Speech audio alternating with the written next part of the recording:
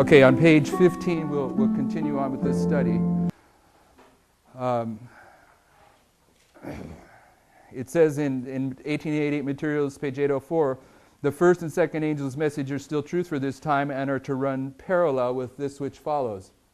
And of course, what we're saying here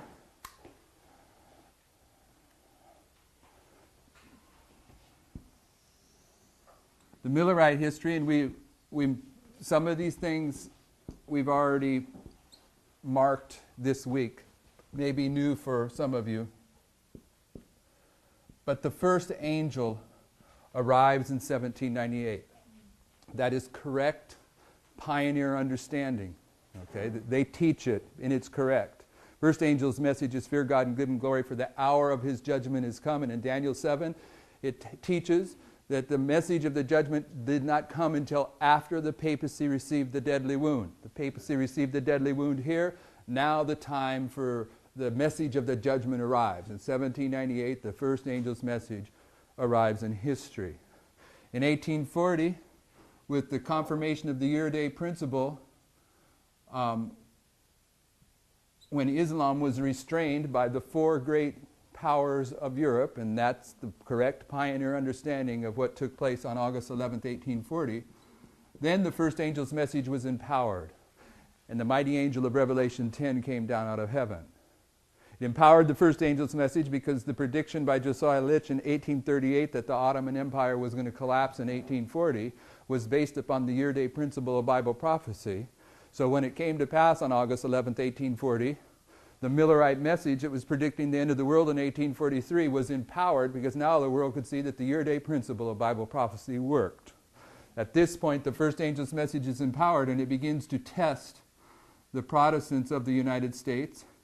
And by June of 1842, according to Testimonies, Volume 1, page 21, the churches began to close the doors against the Millerites. They were rejecting the first angel's message. Early Writings, page 259, those that rejected the first angel's message cannot be benefited by the second angel's message. Neither can they be benefited by the midnight cry.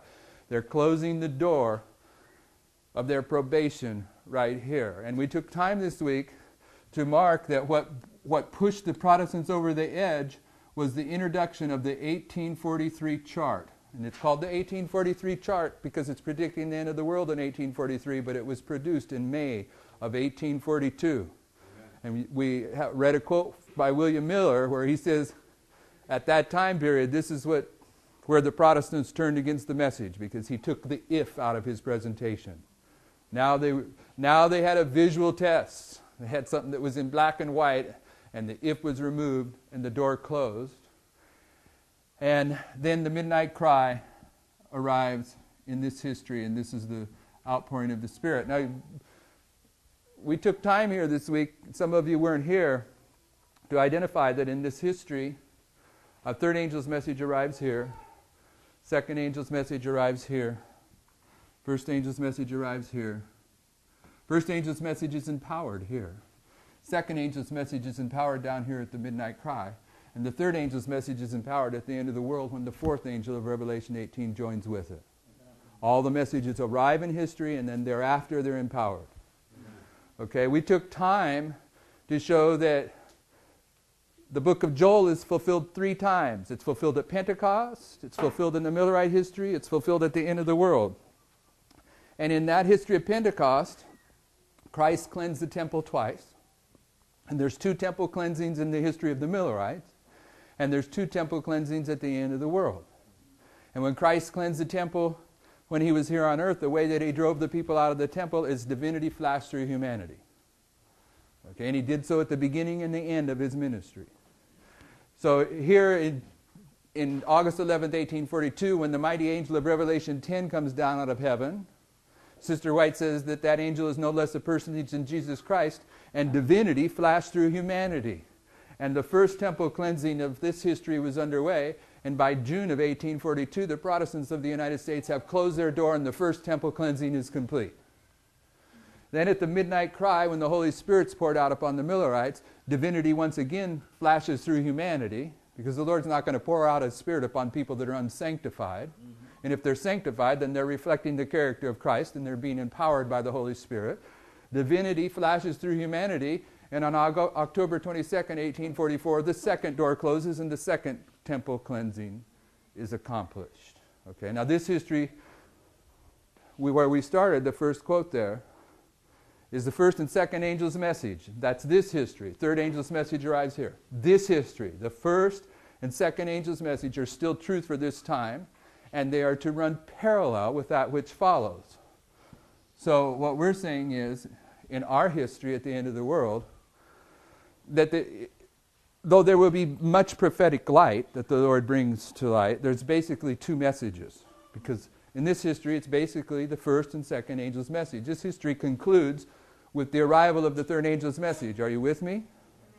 Okay, and so we're saying that when Daniel 11 verse 40 is fulfilled with the collapse of the Soviet Union in 1989, that this is the time of the end for this generation. It's interesting to note that Daniel 11 verse 40 goes this way. It says, and at the time of the end. When's the time of the end? 1798, shall the king of the south push at him. But by the end of the verse, the king of the north is retaliated against the king of the south, and he sweeps away the Soviet Union in 1989. So verse 40, correctly understood, is marking both 1798, which is the time of the end for the Millerites, and 1989, which is the time of the end for the 144,000 in one verse. Okay? In this history, there was an increase of knowledge that begins when the book of Daniel is unsealed, and this increase in knowledge has to do with the opening of the judgment. Okay? In 1989, with the fulfillment of the collapse of the Soviet Union, Daniel 11:40, it's identifying that the events connected with the close of probation were underway. Because Daniel 11:40 to 45, it leads into Daniel 12:1, and Daniel 12:1 says, and at that time shall Michael stand up, and that's the close of human probation. So in this history, the increase of knowledge is about the opening of the judgment. In this history, the increase of knowledge is about the close of the judgment. The events connected with the close of probation. Okay? But the same message. Okay? The last 6 verses of Daniel 11 is announcing the close of the judgment. Daniel 8:14 is marking the opening of the judgment unto 2,300 days. Then shall the sanctuary be cleansed. So they're the same message. Daniel 8:14 and the last 6 verses of Daniel 11, it's the same prophecy. The one announces the beginning of the judgment, the other the close of the judgment. This is the beginning of Adventism, this is the end of Adventism. It's just that way. So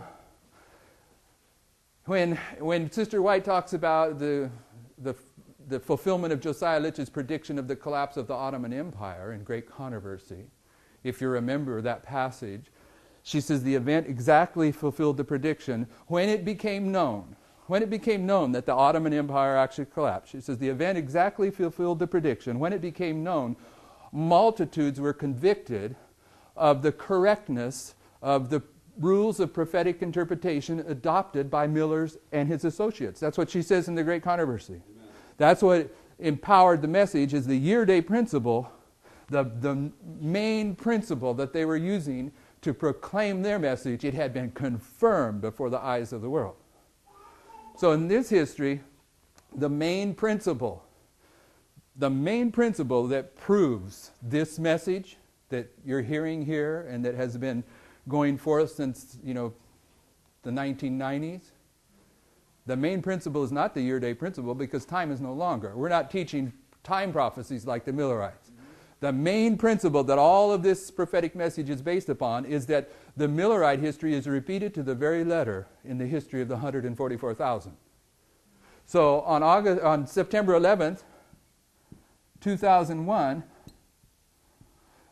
we see that just as Islam was restrained by the 4 great European powers here, that George Bush went out and restrained restrained Islam worldwide, for representing worldwide, and it's confirming that this history is paralleling this history, and it's confirming the rule that all of this prophetic message from Daniel 11 onward is identifying.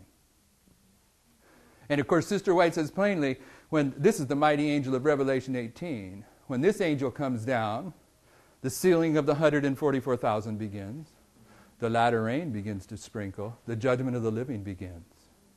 The first temple cleansing of Adventism begins, and it ends, the first temple cleansing ends with an action of the Protestants of the United States, because this first temple cleansing ended when the Protestants of the United States closed their doors against the Millerites, closed the doors of their churches, and this temple cleansing ends at the Sunday Law, an action of the Protestants of the United States. Absolute parallel histories. And at the Sunday Law in the United States, the wheat and tares of Adventism are separated. The everlasting gospel has been accomplished on Adventism, and at that time, those that receive the seal of God, the Holy Spirit is poured out without measure in the loud cry, which parallels the midnight cry. And the second temple cleansing of this history takes place among those outside of Adventism, the 11th hour workers, God's other children in Babylon. And it continues until Michael stands up and human probation closes. So in our first quote, where it says the first and angel's message are still true for this time and are to run parallel with this which follows, this is the basic parallel that we're talking about. And what we were dealing with this week is in this history here, you'll see a foundational message. For the Millerites, their foundational work was the introduction of this chart. This is in the history of the first message. And in our history, we have a foundational work because they that be among thee shall restore the old paths to dwell in, Isaiah 58:12, and the old paths of Jeremiah 6:16, the foundational truths. So in this history after 9/11, what we see is the introduction of these two charts back into history. Okay? And it's a scary thought, because if you look closely at this chart, when this chart came into that history, 1 month later the Protestants began to close their doors. But Protestantism isn't judged first. Where's judgment begin? So when these charts come back into history, you're now in the time of Adventism's visitation. Okay? And that's a term that you can take out of the Bible and Spirit of Prophecy and correctly apply prophetically. We are now in the time of Adventism's visitation, paralleling the time of visitation for an ancient Israel. And what did Jesus say about the time of visitation for ancient Israel? They knew it not. And most of Adventism knows it not, that we are here. But so we're talking about Islam, the children of the east wind. And in Luke 21:25, in Luke, the disciples had asked, Luke 21, the disciples had asked Jesus for the signs of the end of the world, and he gives them some of the signs in verse 25, and he says, there shall be signs in the sun and the moon and the stars, and those are signs associated with the Millerite history, right? And upon earth, distress of nations, with perplexity and the sea and the waves roaring. And underneath that quote there, you can see Uriah Smith identifying the distress of nations of this history back here in 1838. And this distress of nations that is in agreement with the signs of the times of Luke 21:25 that introduces the Millerite history, this distress of nations is being brought about by Islam. Okay? Turkey's been the premier Islamic power for 391 years roughly. But now, at the end of this 391 years, it's the weak man of the East, and Egypt, another Islamic power, wants to carry on the jihad. So the first thing it wants to do is attack Turkey, take the mantle of Islamic authority from Turkey, and carry on the jihad against the Europeans. And the Europeans, they look at this, and this is going on 1838 to 1840. You can read Uriah Smith's comments. The Europeans look at this, and the four great European powers, they say, no way. We've had almost 4 centuries of this. We can stop this. We're going to intercede and stop it. And on August 11th, 1840, they put a restraint upon Islam. Okay. But what I want you to see here is that in this history, which parallels this history, Islam is identified as the distress of nations.